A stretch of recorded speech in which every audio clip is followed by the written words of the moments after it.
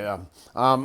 I was with the Lions Club, and one of the gentlemen that been with the Lions Club since the Lions Club started here in the 50s was Dr. John Brooks.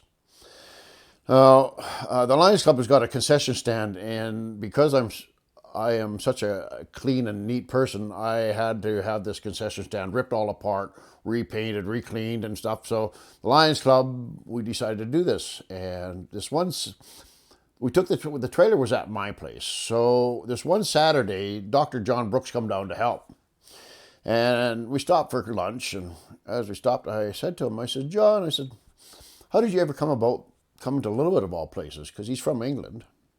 He says, well, Kevin, he says, over in England, he says, when you go in for your doctorship, he said, when you've done your study, when you get out, you don't get your own practice. You have to go in under another doctor or, go into the hospital or whatever, but you don't get your own practice. Most doctors over there never, ever get their own practice.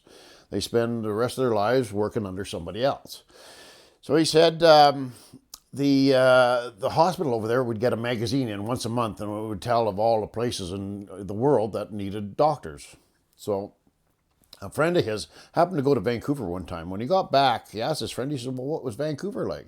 His friend said Vancouver was probably one of the most beautiful places he'd ever seen. And then he started saying things that he didn't like about it. And the more John heard what he didn't like about it, the more John wanted to go to Vancouver.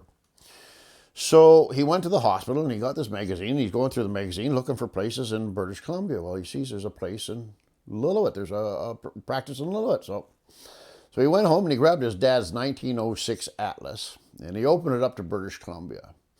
And there were only three places stated then in British Columbia, and that was Victoria, Vancouver, and Lillooet. And Lillooet was 200 miles from Vancouver. He said, that's where I'm going, and that's where he went. He said it was so different. He said, because over there in England, when you see a patient, you probably never, ever, ever see that patient ever again. Never. I mean, they're just such a big term. You never see the same patient ever again. He said, so it was kind of funny when he was here. He said his first day, he said he happened to see this one patient, this male patient who had a problem. And so he gave him some salve for his problem.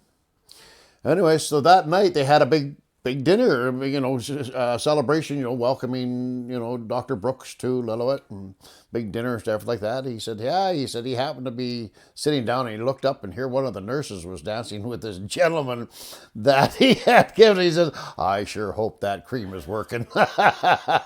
And he said it was really weird because, again, you would never see the same person, but anyway, yeah. So, yeah, good story, that one. But when I was growing up here in Lillooet, Lillooet was a real special place. We were dubbed at one time the friendliest town in all of Canada.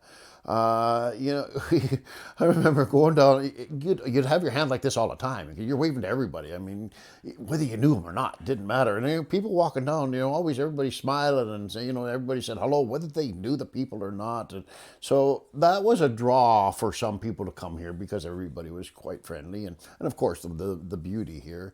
Lytton and Lillooet have had a battle from day one, which is the hottest, right? Lytton's got a spot there. They say, it says Canada's hot spot. Well, I often thought what we wanted to do here was Lytton can be the hot spot. We'll be the hottest spot.